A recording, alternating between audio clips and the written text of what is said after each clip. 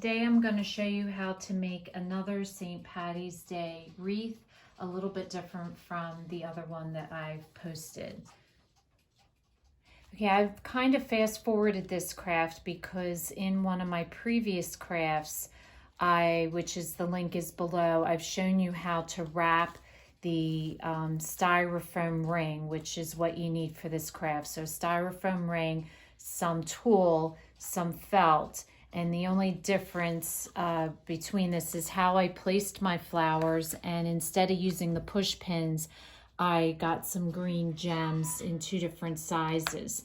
The only hesitation about using the glitter tool, which I really like, especially since I wasn't covering the whole thing with flowers, is it's more expensive. So for this wrap, I used 1 spool for the whole ring, as opposed to if you watch the other video, I used half of the tool for 1 spool for 1 ring. So it's a little bit more pricey. You get less on a spool.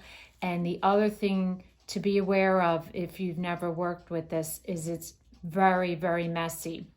As you wrap your tool around your ring, glitter will come off and get everywhere. So I recommend this craft to be outside, or for me, since we have snow outside right now, I did it over the sink and then I was able to just wash it down. Now, once you wrap your ring, what I did, which you'll notice it doesn't give off any glitter anymore, is I sprayed it with hairspray.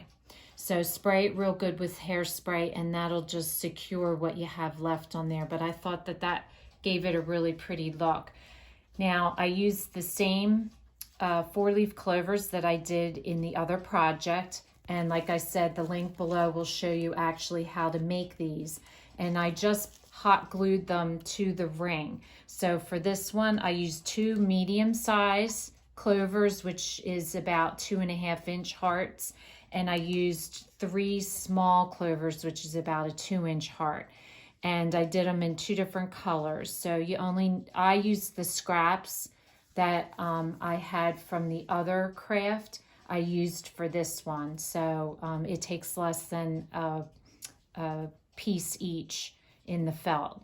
And then I hot glued it down and I hot glued the gems to it. Now the one thing I wanted to demonstrate in this video, which is different from the other one, is how to do a bow using wired ribbon. And the reason I'm going to show you is this ribbon is patterned on one side. So you need to be careful when you're making your ribbon with the pattern on one side that you keep the pattern up. So the first thing you're going to do is create a little loop. That's going to be the center of your bow.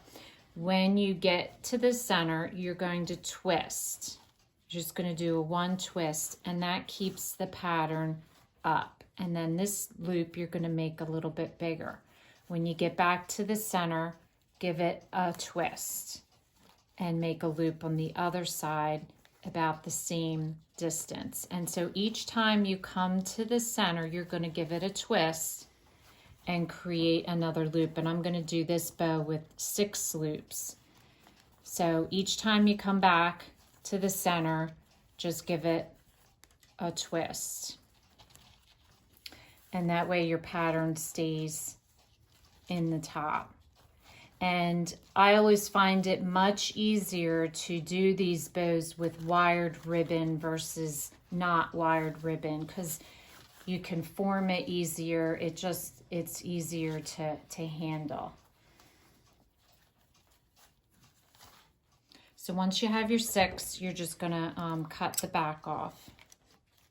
Oops, I gotta use my other hand.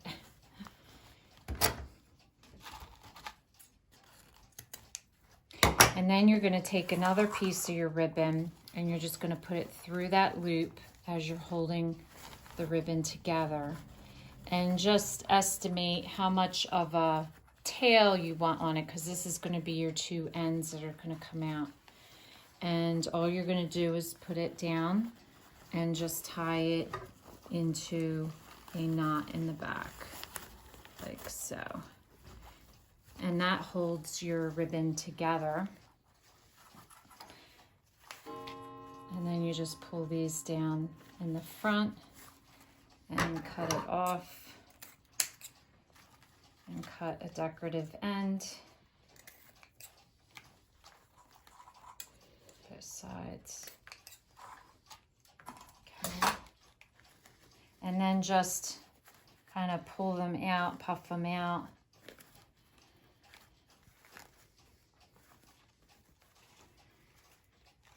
And that is going to give you the bow that you're going to put onto your wreath. So to attach it, just run a piece of thin wire through the back of the tie of the ribbon and just give it one twist so that the wire is going the opposite direction of the bow. And then just figure out where you want to position it on your wreath. And then just twist it in the back. And then fix your ribbon. And then what I do is I just create this into a little bit of a hook. Just twist the ends. And that way you can hook it onto a nail or however you usually hook your wreaths on. And there you have a cute St. Patty's Day wreath. So if this is your first time watching, welcome, and please don't forget to subscribe. If you want to receive future notification of posts, hit the bell. And if you like this video, please give us a thumbs up. It lets us know what you like. Thanks for watching, and we'll see you again soon.